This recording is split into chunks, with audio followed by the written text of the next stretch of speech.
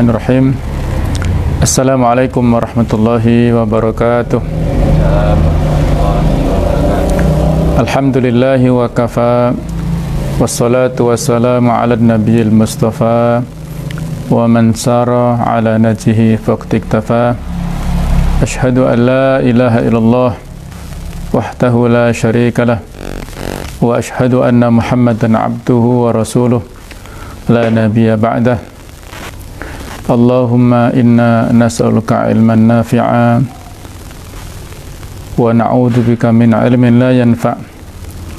Allahumma inna nas'aluka imanan kamila wa yaqinan sadiqa wa niyatan khalisah wa azimatan rashidah wa qalban khashi'a wa lisanan dhakira wa amalan salihan mutaqabbala wa rizqan halalan thayyiban mubarakah. Amma ba'du, para pemirsa yang berbahagia, alhamdulillah pada pagi hari ini, di hari pertama di bulan Ramadan, hari mulia, hari Jumat, kita bisa bertemu kembali dalam acara kajian kitab online, yaitu masih pada pembahasan kitab Al-Wajiz fi Idah Qawaid Al-Fiqh Al-Kulliyah, di mana kita masih pada penjelasan kaidah kulliyah yang kelima, yaitu al-'adatu muhakkamah. Pertemuan kemarin sudah kita bahas kapan tradisi itu bisa menjadi penentu hukum dengan beberapa kondisi. Ada pada satu kondisi yang mana tradisi itu sama sekali bertentangan dengan nas atau teks syar'i, maka dalam hal ini yang dilaksanakan adalah teks syar'inya, ya, agamanya, karena yang prioritas pelaksanaan itu adalah agama, sedangkan tradisi itu harus mengikuti. Ketika ada yang berlawanan antara teks agama dengan tradisi, maka yang dilaksanakan adalah agamanya. Nah, kemudian pada kondisi kedua, ketika antara tradisi dengan agama itu tidak bertentangan secara keseluruhan, tapi ada sisi-sisi temunya. Yang ketiga, bahwa teks tersebut atau uruf, ya, atau tradisi itu dibangun di atas, atau teks agama itu dibangun di atas tradisi, ya. Maka dalam hal ini saling melengkapi, sebagaimana yang kita contohkan bahwa harta-harta yang mengandung unsur riba, sebagaimana yang telah disebutkan dalam hadis, ada 6 komoditi yang berpotensi ribawi, yaitu emas, perak, gandum panjang, gandum pendek, syair dan bur itu. Kemudian tamer, yaitu kurma, dan al-milah, garam, ya. Jadi kalau emas yang berpotensi riba itu adalah apabila ditimbang, sehingga kalau ada satu masa nanti jual beli emas ini bukan ditimbang tapi berdasarkan jumlah kuantitas, 1 apa 2 keping apa 3 keping misalnya, maka berbeda standarnya, ya. Begitu pula tamer atau kurma, ya. Kalau yang disebutkan dalam hadis adalah di takar, ya. Pakai ukuran takar 1 atau 2 liter. Nah, sekarang ada perubahan, pergeseran, kurma bukan ditakar tapi ditimbang. Apakah yang menjadi standar itu takarannya, ataukah sekarang berubah menjadi dalam bentuk timbangan? Ini para ulama ada perbedaan pendapat yang sudah kita sampaikan kemarin. Kemudian ada kondisi keempat, di mana ada suatu urf atau tradisi yang bertentangan dengan ijtihad. Masalah-masalah fikih hasil daripada ijtihad para ulama yang bukan berdasar kepada nas yang sharih atau teks yang jelas, maka dalam hal ini ada sebuah murunah, hal yang fleksibel ya. Ada sebuah kaidah yang sudah kita sebutkan kemarin, la yunkaru taghayyurul ahkam bi taghayyuril azman, tidak diingkari perubahan hukum dengan perubahan waktu atau perubahan zaman. Karena ada beberapa kesimpulan yang berbeda di antara para fuqaha sesuai dengan waktu dan zaman mereka hidup di dalamnya, maka ada ijtihad yang berbeda. Para ulama imam madhab juga sudah kita sampaikan, mereka hidup mengembara dari satu tempat ke tempat lain, dari satu kondisi ke kondisi lain, mereka bisa jadi berubah sudut pandangnya. Imam Syafi'i yang punya qaul qadim, pendapat yang lama pada saat beliau berada di Baghdad, direvisi beberapa pendapat beliau pada saat berpindah ke Mesir dengan qaul jadidnya. Walaupun pada realitanya yang berlaku di masyarakat belum tentu qaul jadid atau perkataan dan mazhab yang baru, bisa jadi yang tersebar adalah qaul qadimnya. Sebagaimana yang sudah kita contohkan, misalnya lafaz as-salatu khairum minan naum pada adzan subuh yang banyak tersebar di masyarakat, itu sebenarnya adalah qaul qadim, pendapat beliau yang lama yang berkembang sekarang. Makmum yang melafadzkan amin dengan suara yang keras di salat jahar, itu juga qaul qadim, pendapat mazhab Syafi'i yang lama ya, yang baru sebenarnya disampaikan dengan sir. Nah, inilah dinamika yang terjadi di kalangan fuqaha ya, para ulama fikih kita yang mereka secara sportif menyampaikan peluang kepada siapapun yang mengikuti madhabnya. Idza sahhal hadits fahuwa madhhabi. Ketika ada sebuah hadis yang sahih, maka itulah pendapatku. Kalau kalian mendapatkan pendapatku berbeda dengan hadis yang sahih, maka ambillah hadis yang sahih, tinggalkanlah pendapatku. Itulah objektivitas dari para ulama kita dulu. Mereka tidak menganjurkan pendapatnya, tapi dianjurkan untuk objektif dalam menuntut ilmu. Dari manapun kebenarannya, kalau itu ada dasarnya, itu adalah berdasarkan dalil yang kuat, yang sahih, yang jelas maksudnya, maka kita pilih pendapat itu. Dan mazhab-mazhab ini bukan mempersulit kita untuk beragama, tapi justru menjadikan kita lebih mudah dalam memilih sesuai dengan situasi dan kondisi kita saat ini ya. Sehingga tidak perlu kita beralih madhab pada kondisi tertentu, misalnya tidak perlu ya. Misalnya pada saat saya berangkat haji dulu, di pesawat diumumkan oleh pembimbing haji, para jamaah sekalian, kita akan melaksanakan pada saat tawaf. Maka kita sekarang beralih dari mazhab Syafi'i ke mazhab Hambali, karena kalau menurut mazhab Syafi'i itu berdesak-desakan yang berpotensi bergeseran antara laki-laki dan perempuan, itu bisa membatalkan wudu. Sementara menurut mazhab Hambali tidak membatalkan, kecuali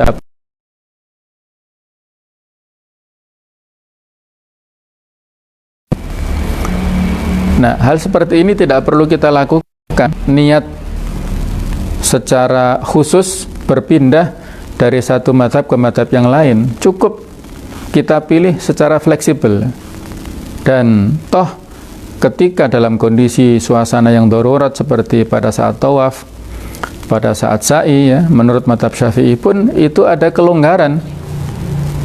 Artinya dalam mazhab Syafi'i pun tidak serta-merta pergeseran pada saat melaksanakan aktivitas yang darurat seperti itu antara laki-laki dan perempuan bisa membatalkan wudhu, ya, tidak serta-merta. Atau bisa dibalik, bahwa dalam kondisi tertentu seperti itu menyentuh lawan jenis itu tidak sampai membatalkan wudhu, ya.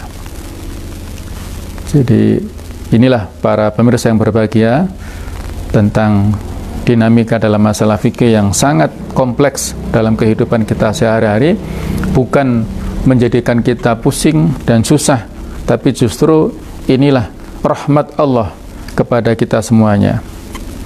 Ada sebuah hadis, walaupun itu adalah dhaif, ya, tetapi maknanya betul. Ikhtilafu rahmati rahmah. Perbedaan yang terjadi pada umatku itu adalah kasih sayang. Hadis ini ada sebagian ulama mengatakan derajatnya dhaif, tetapi maknanya betul. Karena dengan perbedaan itulah kita akan bisa memilih mana yang tepat sesuai dengan kondisi kita saat ini. Kita tidak keluar dari jalur atau teks agama, tapi kita menyesuaikan dengan teks tersebut juga dengan zaman yang senantiasa dinamis, ya. Baiklah, sekarang kita akan teruskan pembahasan. Ketika ada pertentangan atau perbedaan, perlawanan antara urf dan syara', antara tradisi dan agama, itu bagaimana sikap kita? Maka di sini ada beberapa kondisi, ya. Idza ta'arada lafdzun bainal 'urfi wa syar'i fayundhar. Ketika ada pertentangan, perbedaan antara lafadz, redaksi itu ada perbedaan antara sudut pandang tradisi dengan sudut pandang agama, maka dalam hal ini dilihat. Poin pertama, idza kana dzalikal lafdzu ustu'mila fi syar'i bila ta'alluqi hukmin wala taklifin quddimal 'urfu wa khassatan fil aiman. Apabila lafadz atau redaksi itu digunakan di dalam agama dengan tanpa ada kaitan hukum tertentu atau taklif, pembebanan. Jadi lafadz itu digunakan dalam teks-teks agama, di Al-Quran ada penggunaannya, di hadis juga ada penggunaannya, tetapi tidak terkait, tidak mengandung konsekuensi hukum atau taklif tertentu, maka yang didahulukan adalah al-urf, tradisi, pendekatan tradisinya yang dipakai, khususnya di dalam permasalahan sumpah. Li'anal aiman mabnaha ala urfil halif, karena sumpah ini adalah dibangun di atas atau berdasarkan tradisi orang yang melakukan sumpah itu. Li'annal umur bimaqasidiha, karena segala macam perkara tergantung tujuannya. Maqasidul lafzi ala niyatil lafid, pada siapa orang yang melafalkan itu, tujuan niat dalam hatinya seperti apa. Nah, niat yang bagaimana yang ada dalam hatinya itu diantara parameternya adalah kembali kepada tradisi yang dimana orang yang bersumpah itu hidup, lingkungannya seperti apa. Famin dzalika, di antara contoh poin ini adalah idza halafa la yajlis 'alal firash awil bisat au la yastadi bisiraj lam yahnuth bi julusihi 'alal ardi wa in sammahu Allah taala firashan wa bisata. Kalau ada seseorang yang bersumpah, wallahi demi Allah, saya tidak akan duduk di atas firash.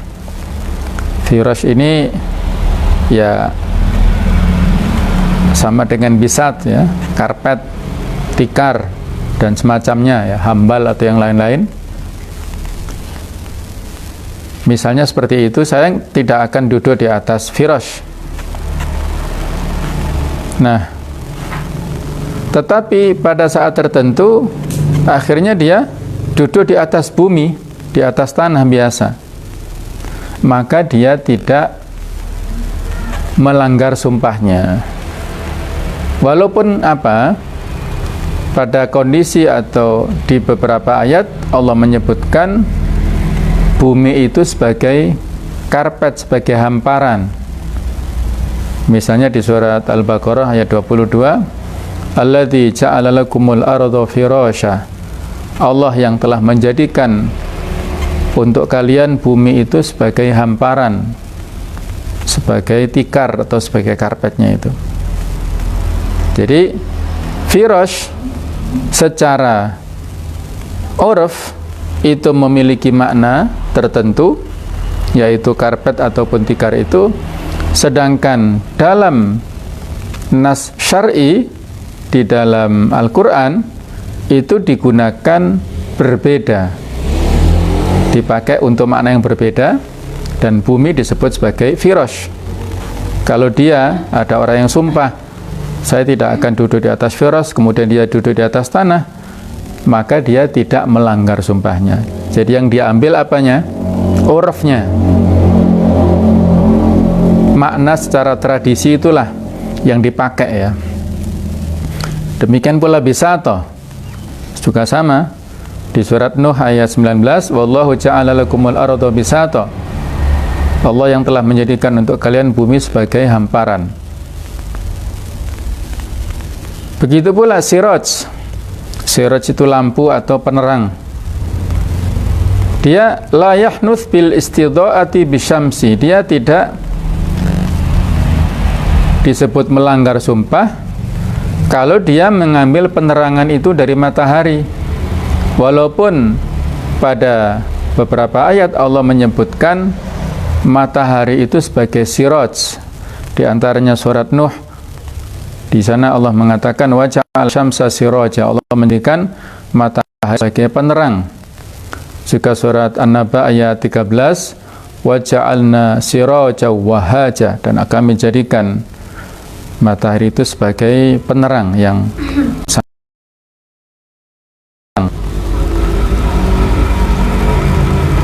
jadi inilah contohnya, ada satu kata lafadz redaksi yang ada kontradiktif antara makna penggunaan di dalam teks agama dengan penggunaan di dalam urf atau tradisi. Maka di dalam poin ini, ketika penggunaan di dalam teks agama itu tidak mengandung unsur hukum dan taklif, maka yang dipakai adalah pendekatan secara makna tradisinya itu. Wa kadzalika idza halafa la yajlis tahta saqfin.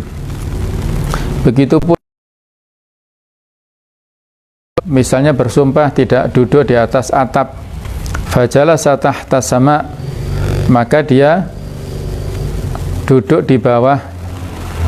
Jadi kalau ada orang yang bersumpah tidak duduk di atas atap, nah di bawah, mohon maaf ya, tahta saqfin, di bawah atap, kemudian dia duduk di bawah langit, maka dia tidak melanggar sumpahnya. Walaupun Allah menamakan di dalam ayat di surat Al-Anbiya ayat 32, Allah menamakan langit itu sebagai saqfan, sebagai atap. Wa ja'alna samaa saqfa mahfudha, dan kami jadikan langit itu sebagai atap yang terlindungi ya, yang dijaga. Wa kadzalika law halafa la ya'kulu lahman lam yahnuth bi akli samak. Begitu pula kalau ada orang yang bersumpah, demi Allah saya tidak akan makan daging, maka dia tidak disebut melanggar sumpahnya apabila dia memakan ikan. Wa in sammahullahu ta'ala lahman, walaupun ikan ini dinamakan Allah juga daging ya, karena makna daging yang difahami oleh masyarakat secara tradisi itu daging kambing, daging sapi yang selain ikan pokoknya ya. Kalau ikan disebut ikan. Wa kadzalika law halafa la yarkabu dabatan. Begitu pula seandainya dia bersumpah tidak akan naik dabbah. Dabbah ini maknanya luas. Kullu ma yatubu 'alal ardi, segala yang berjalan di muka bumi ini bisa disebut dabbah. Apakah binatang, apakah manusia? Wa ma min dabbatin fil ardi illa 'alallahi rizquha, tidak ada satupun makhluk yang berjalan di muka bumi ini kecuali Allah sudah memberikan jaminan rezekinya. Jadi kalau dia bersumpah tidak akan menaiki dabbah, fa raqiba kafiran. Nah, satu saat dia menaiki orang kafir misalnya ya, maka dia tidak melanggar sumpahnya. Wa in sammahullahu ta'ala dabbatan. Walaupun di dalam Al-Qur'an ada ayat yang menyebutkan orang kafir itu sama dengan dabbah. Id yuqaddamu fi dzalika kulluhu amsaluhu 'urful istimal li'annahu al-mutabadir hinal halif. Yang didahulukan pada contoh-contoh itu adalah penggunaan orang-orang secara tradisi itu bagaimana, karena itulah yang pertama kali tergambar di dalam otak si orang yang bersumpah itu adalah berdasarkan tradisi. Contoh yang lain, au halafa la ya'kulu maitatan au daman. Dia misalnya bersumpah tidak akan makan bangkai ataupun darah. Lam yahnuts bisamak, maka dia tidak akan disebut melanggar apabila memakan ikan yang tidak disembelih. Wala bil jarad, juga dengan belalang. Wala bil kabid wa tikhal, ya, dan juga dengan limpah dan hati itu ya. Karena dalam hadis disebutkan uhillat lana maitatani wa damani, dihalalkan bagi kita dua bangkai dan dua darah. Dua bangkai yang dihalalkan adalah bangkainya ikan serta belalang. Bangkai itu adalah hewan yang mati tidak dengan cara disembelih, itu kriteria bangkai. Tapi untuk ikan serta belalang, kalaupun tidak disembelih maka hukumnya halal. Jadi kalau dia bersumpah tidak memakan bangkai, kemudian dia makan ikan ya, tanpa disembelih, ya memang itu halal, tidak disebut melanggar sumpahnya. Begitu pula kalau dia makan limpah ataupun hati itu tadi, walaupun itu adalah darah, maka itu juga tidak membatalkan sumpahnya.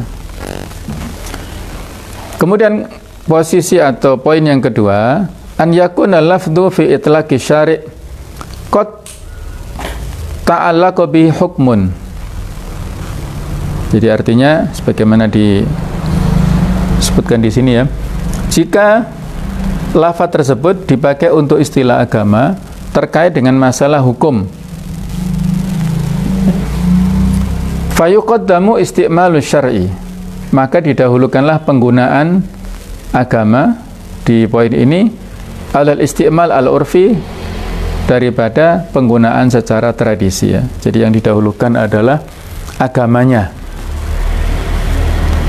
Di antara contohnya, idza halafa la yusalli lam yahnuts illa bidzati ruku' was sujud. Apabila dia bersumpah tidak akan sholat, dia tidak disebut melanggar kecuali dengan melakukan ruku' ataupun sujud. Au halafa la yasumu, atau dia bersumpah tidak puasa, lam yahnuts bi mutlaqil imsak bi ghairi niyah. Dia tidak disebut melanggar dengan melakukan penahanan, menahan dirinya secara mutlak dengan tanpa niat ya. Jadi maksudnya dikembalikan istilahnya itu kepada definisi agama, istilah agama. Salat itu secara bahasa berarti doa, secara istilah agama berarti sebuah perbuatan yang khusus, diawali dengan takbiratul ihram, diakhiri dengan salam itu kan. Jadi kalau dia bersumpah tidak mau sholat sementara dia berdoa, menengadahkan tangan ya, menghadap kiblat, itu tidak melanggar sumpahnya, karena yang dimaksudkan sholat itu adalah secara definisi agama, pendekatan yang lebih kuat di sini ya. Au halafa la yankihu hanatha bil akti. Kalau dia bersumpah tidak akan menikah, maka dia disebut melanggar apabila melakukan akad. In kana ghairu mutazawwij. Apabila dia sebelumnya orang yang masih bujangan. Saya tidak akan menikah tahun ini misalnya ya. Kemudian ternyata dia melakukan akad, berarti dia melanggar sumpahnya. La bil wat'i, bukan dengan al-wata' itu jima atau kawinnya ya. Li'annahu asya'i syar'an, karena yang tersebar secara syar'i nikah itu yang lebih ma'ruf adalah berarti akdun nikahnya. Memang para ulama ada perbedaan definisi. Nikah itu akad atau jima. Nah, ini ada perbedaan. Nah, ini dikembalikan yang dalam definisi agama bahwa pernikahan itu adalah melaksanakan akdun nikah. Wa amma in kana lahu zaujah, berbeda lagi apabila dia punya istri, sudah punya istri dan bersumpah tidak menikah, fayahnutsu bil wat'i, maka dia disebut melanggar apabila melaksanakan jima. Jadi kalau yang sudah menikah, sudah punya istri, maka makna nikah di sini adalah lebih dekat kepada makna al-wat' atau al-jima. Contoh yang lain, in ra'aitil hilal fa anti taliq. Kalau kamu melihat bulan sabit, maka kamu menjadi tertalak. Suami mengatakan begitu kepada istrinya. Fara'ahu ghairuha. Ternyata yang melihat bulan sabit itu orang lain. Wa alimat bihi, dan dia mengetahui berita itu, informasi itu. Ya, seperti sekarang kita alhamdulillah masuk Ramadan ya. Kita masuk Ramadan ini berdasarkan ru'yatul hilal.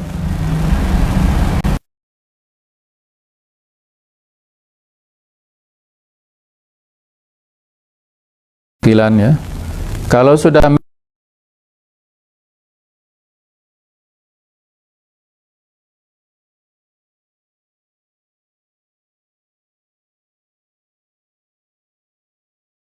suami, kalau kamu melihat hilal fa anti taliq, kamu statusnya tertalak. Ternyata yang melihat orang lain dan dia tahu informasinya dari orang lain itu, maka statusnya tuliqat.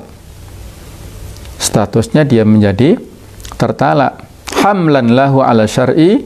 Kenapa? Karena yang menjadi dasar itu adalah dalam definisi agama. Fa inna ru'ya fihi bima'nal ilm.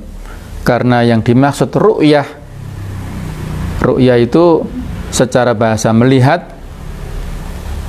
tetapi yang dimaksud lebih luas dari itu. Makna ru'yah adalah ilmu, mengetahui. Berbeda dengan ruqyah. Kalau ruqyah itu ya jampi-jampi ya, menyampaikan doa-doa. Ada ruqyah yang syar'iyah, doa-doa yang ma'thur, yang sesuai dengan agama, dengan Al-Quran dan bahasa Arab, dengan kata-kata yang bisa difahami maknanya, doa-doa yang ada dasarnya ya. Itu boleh atau kita lakukan untuk pengobatan terhadap gangguan jin ya, ruqyah syar'iyah. Kalau ini ru'yah dengan melihat, tidak semata-mata melihat secara langsung dengan matanya, tapi ru'yatul hilal, yakni al-ilmu bi wujudil hilal, mengetahui keberadaan hilal sudah terbit.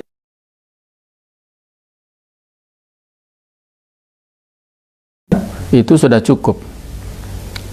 Berdasarkan sebuah hadis, idza ra'aitumu fasumu. Maksud melihatnya itu bukan berarti semua warga negara melihatnya, itu enggak kan, tapi sebagian melihat dan menginformasikan, itu sudah cukup mewakili bagi yang lainnya ya.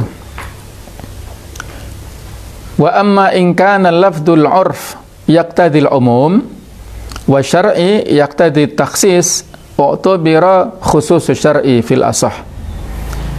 Apabila lafadz secara tradisi itu mengandung konsekuensi umum, sedangkan lafadz syar'i itu mengandung konsekuensi pengkhususan, maka yang dianggap itu adalah kekhususan syar'inya, agamanya, menurut pendapat yang sahih di madhab Hanafi.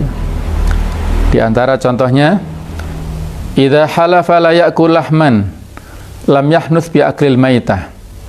Kalau dia bersumpah tidak memakan daging, maka dia tidak disebut melanggar apabila dia memakan bangkai.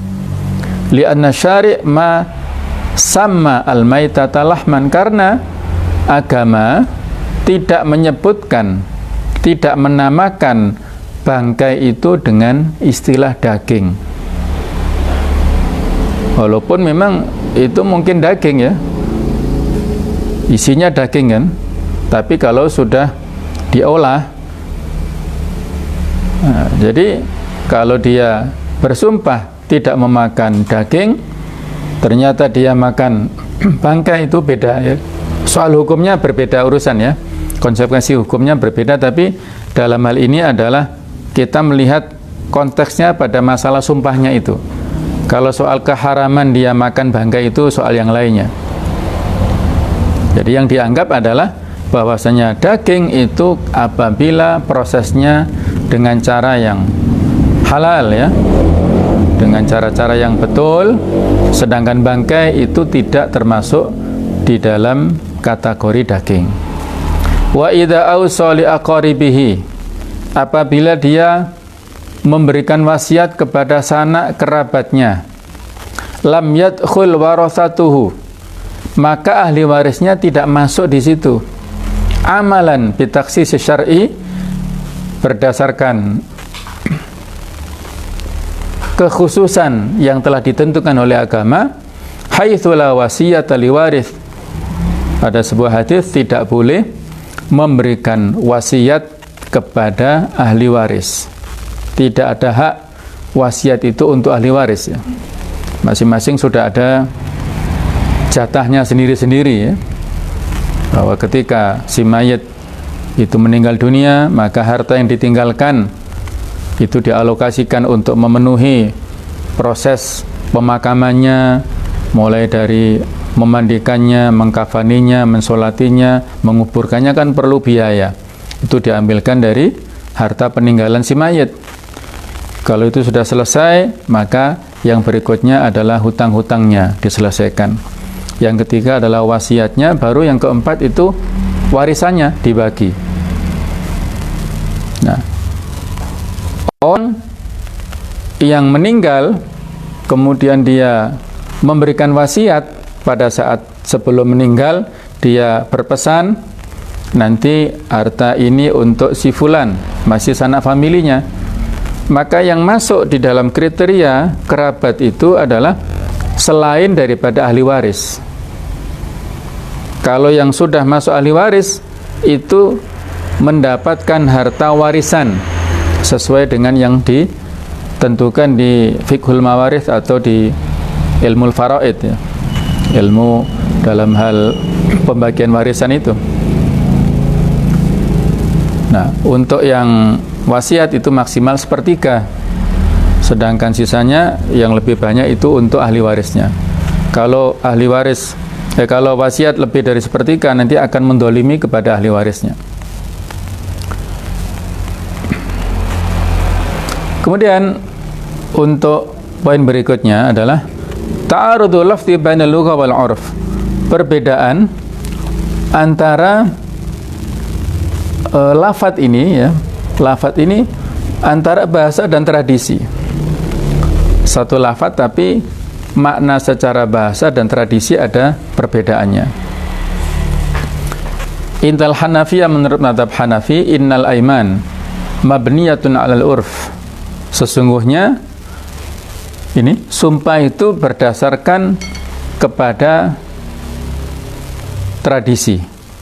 Qaulan wahidan, satu kata saja ya. La alal haqa'iq al-lughawiyah, bukan berdasarkan hakikat bahasa.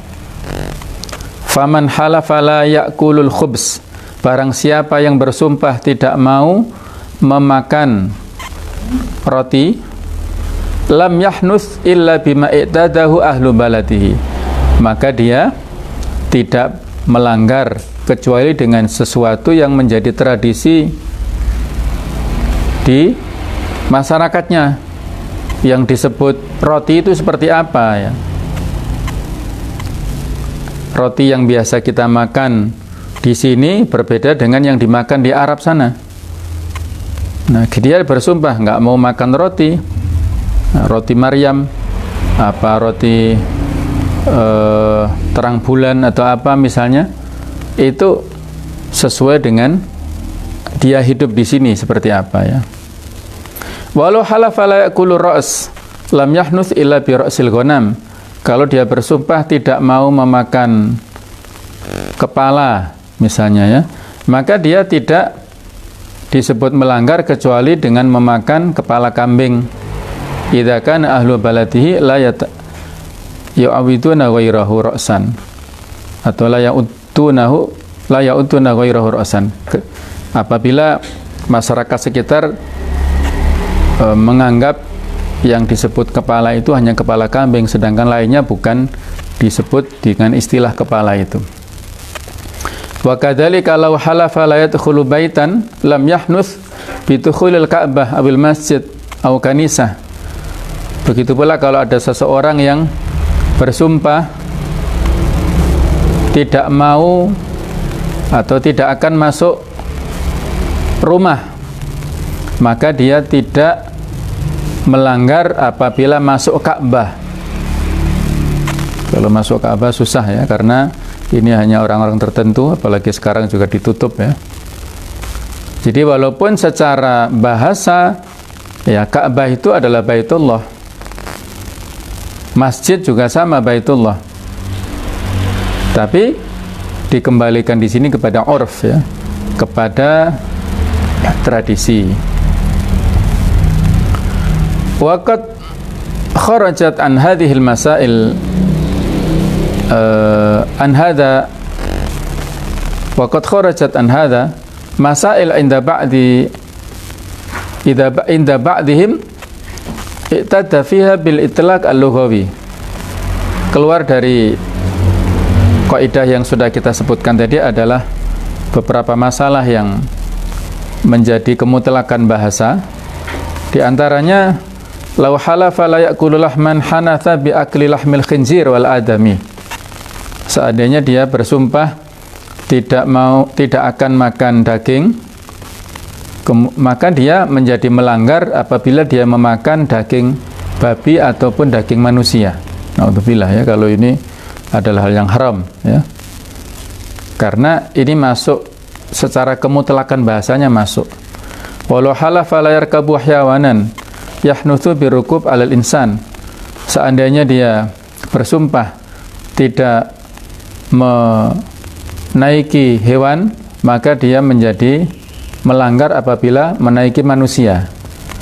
Ini menurut ulama usul ataupun ilmu mantik itu unik ya. Hayawan atau al-insan itu disebut hayawanun natiq, definisi yang aneh, bahwasanya manusia itu adalah binatang yang bisa bicara. Nah, ini definisi aneh secara bahasa memang begitu. Nah di sini ada sebagian ulama yang memposisikan dengan makna-makna secara mutlak ke bahasanya itu. Begitu pula misalnya ada orang yang halafa la yahdimu baitan, dia tidak merobohkan rumah, maka hanatha bihadmi baitil ankabut, maka dia menjadi melanggar apabila menghancurkan rumahnya laba-laba. Berbeda dengan dia bersumpah tidak mau masuk rumah, itu kalau dia memasuki rumah laba-laba itu berbeda. Nah, ini Memang aneh-aneh ya contohnya ini. Qalu mereka katakan wal illa fi dzalika litanawulil lafzi. Sebab di sana adalah karena cakupan daripada lafaz itu. Wal urf al amali la yasluhu muqayyidan. Sedangkan tradisi secara amal tidak tepat untuk dijadikan sebagai pembatas, muqayyid sebagai pengikat. Bi khilafi la yarkabu dabah, berbeda dengan apabila dia tidak menaiki dabah.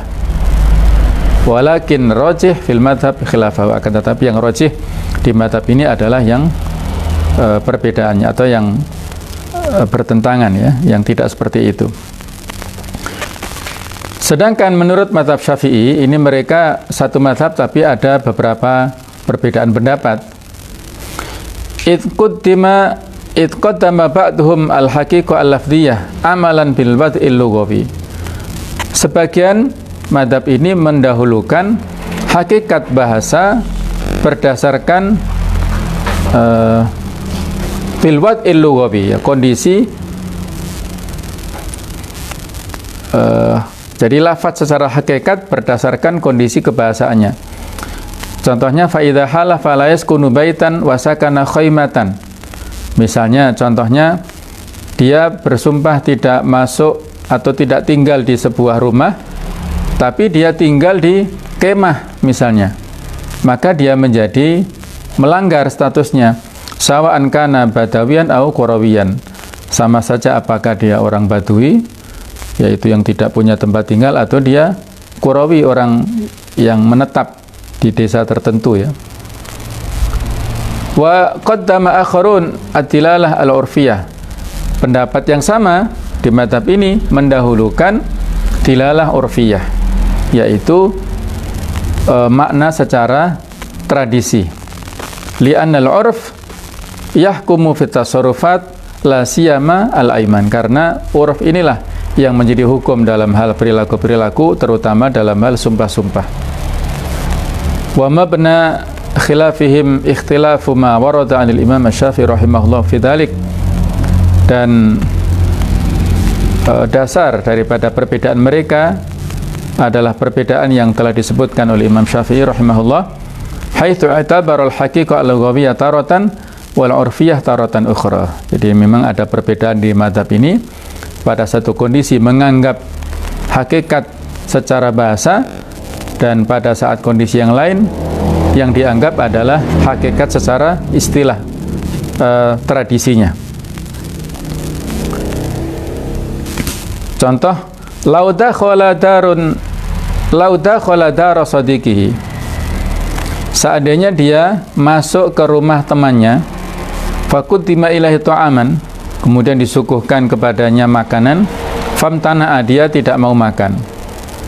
Maka berkata, in lam takul famro'ati talik, kalau kamu tidak mau makan, kalau kamu tidak makan, maka istriku menjadi tertalak. Fa kharaja wa lam yakul, akhirnya dia keluar dan tidak makan. Summa qadimal yaum atsani, dia datang pada hari yang kedua, faqutima ilaihi dzalika ta'am, disuguhkan makanan lagi, fa akala, kemudian dia makan. Maka fa'alal qaulil awwal la yahnus, pendapat pertama di mazhab ini dia tidak melanggar, artinya dia tidak mentalak, tidak jadi tertalak si wanita atau istrinya itu. Wa ala tsani, dan menurut pendapat yang kedua dia menjadi tertalak. Nah, ini satu mazhab tapi berbeda dalam hal memberikan sebuah sudut pandang ya. Jadi memang dalam hal-hal tertentu di fikih ini kan, kalau kita bisa memberikan bisa menilai, itu kan para ulama fikih dalam satu masalah itu memiliki sudut pandang yang berbeda-beda dan orientasi yang berbeda-beda. Ada yang dari sudut pandang yang mutasyaddid ya, yang ekstrim. Ada yang berlawannya mutasahil, yaitu yang melonggar-longgarkan. Yang pertengahan dari itu adalah mutawasid, moderat ya. Setiap kali perbedaan, khususnya dalam masalah-masalah fikih, itu pendapat-pendapat bisa kita posisikan di 3 poin ini. Apakah dia mengikuti pendapat yang tasyaddud, yang ekstrim, yang keras? Apakah dia tasahul, mutasahil, lunak ya, bahkan cenderung sangat longgar? Apakah dia mutawasid atau pertengahan antara ekstrim dan longgar itu, pertengahan ya. Yang pertengahan ini saya kira lebih tepat ya. Khairul umur awsatuha, sebaik-baik urusan adalah yang di pertengahan itu. Jadi setiap pendapat ada 3 orientasi ini. Nah, kita lihat bagaimana dasarnya, sudut pandangnya, itulah yang bisa kita jadikan sebagai pertimbangan ya. Tidak serta-merta pendapat yang ekstrim, yang keras itu betul, begitu pula tidak serta-merta pendapat yang longgar itu betul ya. Masing-masing kita lihat secara objektif bagaimanakah sudut pandangnya di antara atau dalam melihat permasalahan tersebut ya. Ya, bisa kita lihat dalam praktek-praktek muamalah dalam kehidupan kita sehari-hari seperti itu ya.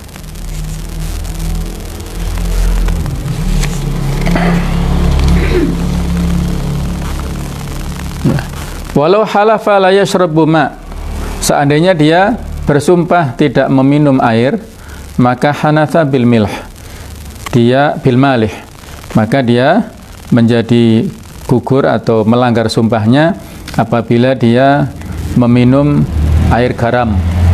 Wa illam ya'tad syarbuhu, walaupun ini bukan sesuatu yang lazim ya, yang biasa. I'tibaran bil itlaq wal istimal al-lughawi, karena walaupun garam tapi kalau dicampur air menjadi air juga ya. Dia bersumpah tidak mau memakan al-khubz, yaitu roti, hanatha bi khubzil urus, dia bisa menjadi gugur atau melanggar sumpahnya apabila dia memakan roti yang terbuat dari beras, tepung ya, roti dari tepung beras. Wa in kana min qaumin la yata'arafuna dzalik, walaupun sebagian kaum tidak mengenal hal itu ya. Kemudian apabila ada perkataan lain ya, wa idza qala atuhu dabatan, ada yang mengatakan berikanlah dia dabah, maka u'tiya farasan au baghlan au himaran alal mansus la al ibil, maka dia diberikanlah faras, yaitu kuda, au baghlan atau beghal, peranakan antara kuda dengan himar, au himaran keledai, alal mansus ya, berdasarkan makna yang terkandung di dabah itu, la al ibil wal baqar, bukan diberikan unta ataupun sapi. It la yutlaqu 'alaiha 'urfan, karena secara urf tradisi sapi ataupun unta ini tidak dimaksudkan untuk dabah. Walaupun secara bahasa ada maknanya, tapi secara istilah enggak masuk ya. Misalnya dia bersumpah lagi dia tidak makan telur ataupun kepala, lam yahnuth baydo as-samak wal jarad, dia tidak disebut melanggar apabila memakan telurnya ikan ataupun telurnya belalang. Wala biru'usil asafir wal hitan, juga tidak disebut melanggar apabila memakan kepalanya burung ataupun ikan paus. Li'adami itlaqiha 'alaiha, karena secara urf tidak dimaksudkan, yang dimaksud itu adalah yang seperti itu. Namanya telur ya telur ayam, telur bebek, itu kan ma'rufnya. Kalau dia makan telur ikan itu tidak masuk secara urf ya, tradisi seperti itu. Yang dimaksud kepala biasanya ya kepala kambing yang dimakan. Kalau kepala burung, kepala paus itu berbeda lagi. Wa min taqdimil 'urf indahum, di antara contoh mendahulukan urf tradisi menurut ulama, idza qala zaujati talik, istriku tertalak, lam tutlak sa'iru zaujatihi, maka istri-istrinya tidak menjadi tertalak amalan bil urf, berdasarkan kepada urf. Jadi kalau dia punya 4 istri misalnya, dia mengatakan zaujati, istriku tertalak, maka itu tidak berlaku untuk semua istrinya, hanya kepada salah satu saja.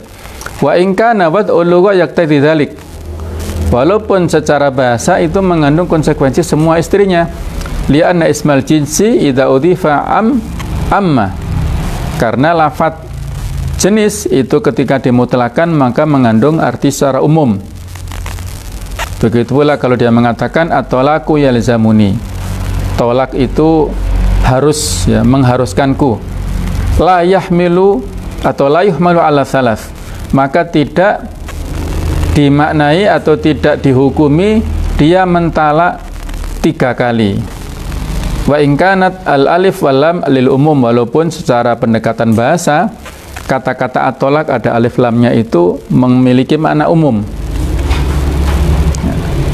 Jadi yang dikembalikan, yang menjadi dasar hukum adalah pendekatan urufnya, bukan pendekatan bahasanya tadi, ya. At-tolaqu yalzamuna, jadi tolak itu telah mengharuskanku, aku harus mentalak istriku ini. Nah, mentalak ini hanya dimaknai satu saja, tidak memaknai talak 3 kali, ya. Kalau talak 1 masih ada peluang untuk rujuk kembali, ya. Tapi kalau sudah ketiga kalinya, maka sudah tidak ada harapan rujuk, tolak bain namanya, ya.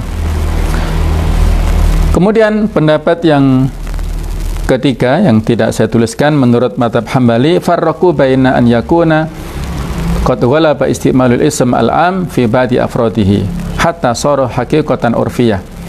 Mereka membedakan antara penggunaan pada umumnya, ya, dalam sebagian anggota atau individu-individunya sampai menjadi hakikat urfiyah, hakikat secara tradisi. Fahada khassu bihil umum tuna khilaf. Mereka mengkhususkan yang umum tanpa ada perbedaan.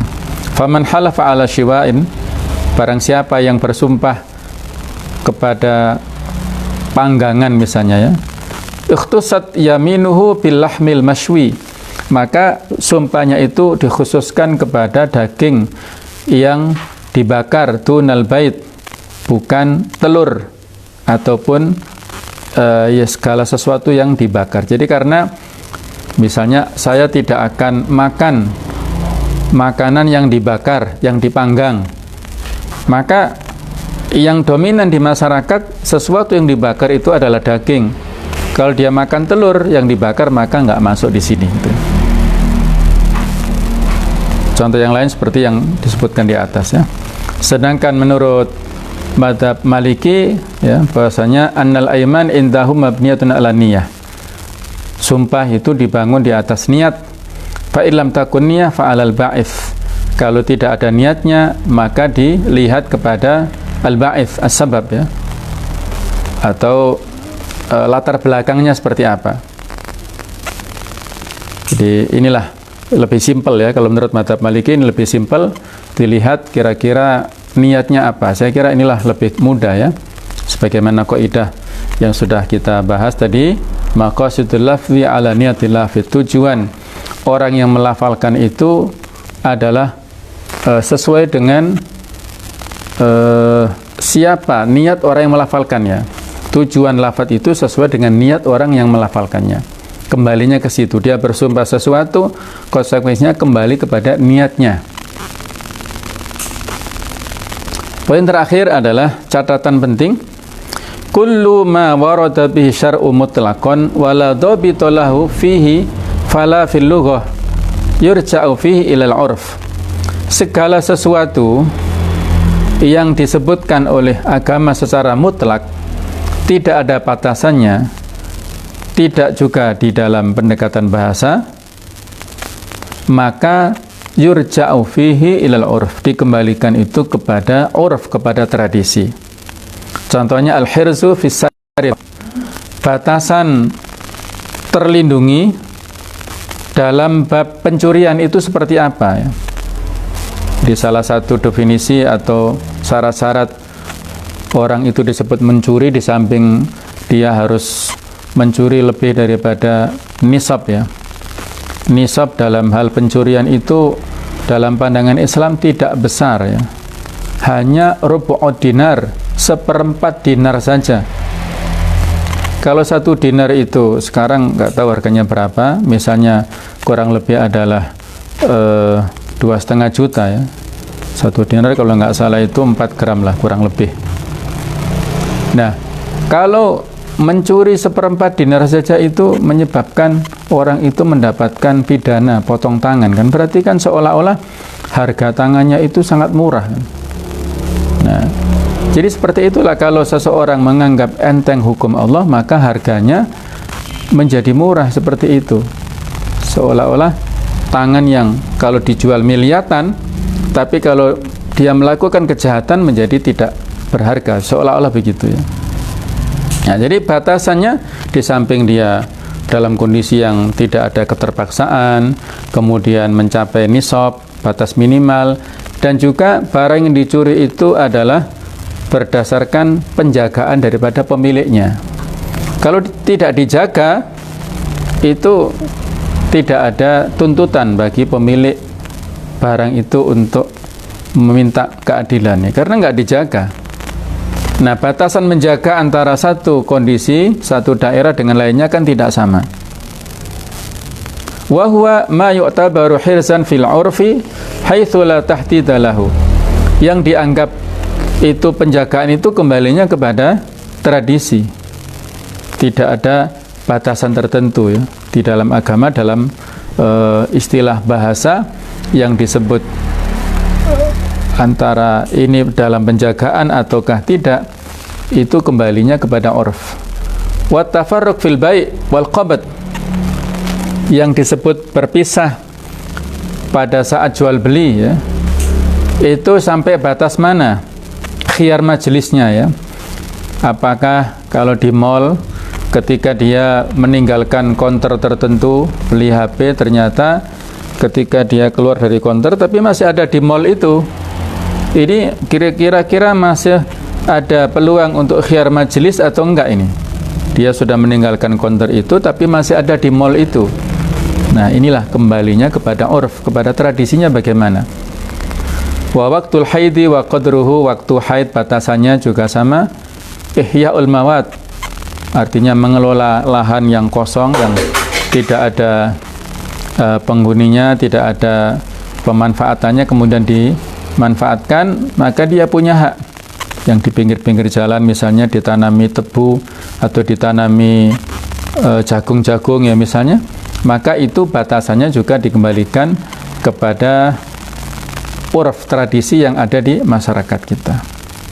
Inilah para pemirsa yang berbahagia, tambahan penjelasan daripada qaidah al-'adatu muhakkamah, mudah-mudahan bisa lebih menambah wacana dan wawasan kita semuanya bahwa Islam itu telah mengatur hal-hal terkait dengan masalah muamalah sedemikian jelinya, sedemikian detailnya. Para ulama telah memberikan penjelasan-penjelasan yang sedemikian detailnya ya. Ini sekali lagi bukan dalam rangka untuk menyulitkan kita ya, tapi justru untuk memberikan kemudahan kepada kita. Betapa Islam itu adalah agama yang syamilun wa kamilun wa mutakamil. Islam itu agama yang universal, yang sempurna, yang saling menyempurnakan antara satu sisi dengan sisi yang lainnya. Antara masalah akidah, masalah ibadah, masalah muamalah, ini satu kesatuan, tidak dipisahkan. Dalam hal berwudu misalnya ya, berwudu ini kan masalah ibadah mahdhah, tapi ada kaitannya dengan masalah yang lainnya. Suatu saat ketika Rasulullah SAW menyaksikan ada sahabat yang berhambur-hamburan, maksudnya berlebih-lebihan ya dalam menggunakan air untuk wudu itu loh, maka dilarang. Naha Rasulullah SAW al-israf fil ma', Nabi SAW melarang berlebihan dalam penggunaan air, walaupun itu untuk bersuci, untuk berwudu, tapi tidak boleh. Nah, berlebih-lebihan ini kan faktor ekonomi juga kan. Masalah ekonomi itu masalah muamalah, berbutuh masalah ibadah, tapi saling terkait di sini.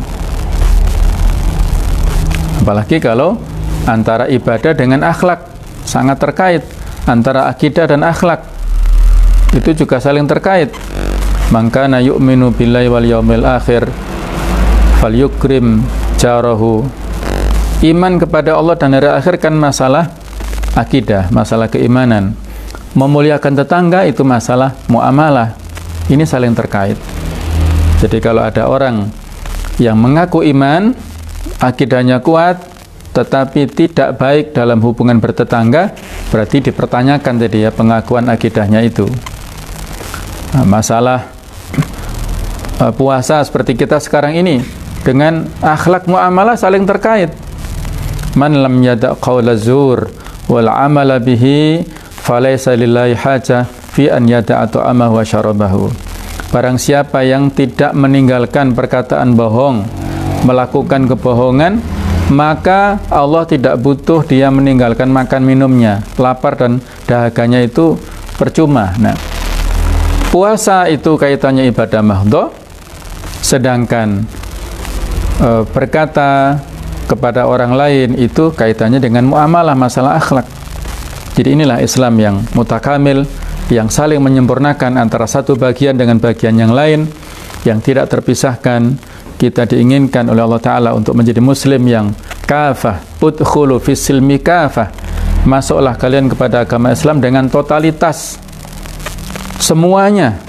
Bukan hanya kita beragama, bukan hanya persoalan akidahnya saja. Kita beragama bukan hanya persoalan ibadahnya saja, tapi kita beragama juga dalam bab akhlak, muamalah, masalah hablum minan nas. Kita beragama sebagaimana hablum minallah juga kita landasi dengan agama. Baiklah, saya kira cukup. Mudah-mudahan ada manfaatnya, dan insya Allah besok tinggal satu kali pertemuan untuk tambahan penjelasan dari kaidah ini. Besok hari Sabtu, dan insya Allah hari Senin akan kita lanjutkan dengan pembahasan yang lainnya yang lebih teknis lagi, yaitu dasar-dasar pembelajaran bahasa Arab. Mudah-mudahan ada manfaatnya ya selama Ramadan nanti. Jamnya kita geser dari jam 8:30 sampai 9:30 yang sekarang ini. Insya Allah mulai Senin itu kita mulai jam 10 sampai jam 11. Karena untuk hari Selasa khusus itu ada saya menyampaikan materi tentang tafsir ayat ahkam di channel yang lain, itu jam 9 sampai jam 10. Ini juga bisa diikuti oleh para pemirsa ya. Tafsir ayat ahkam dari kitab Rawai'ul Bayan karangan As-Sabuni ya. Baiklah, kita akhiri dengan penutup majelis. Subhanakallahumma bihamdik asyhadu an la ilaha illa anta astaghfiruka wa atubu ilaik. Wassalamualaikum warahmatullahi wabarakatuh. Waalaikumsalam warahmatullahi wabarakatuh.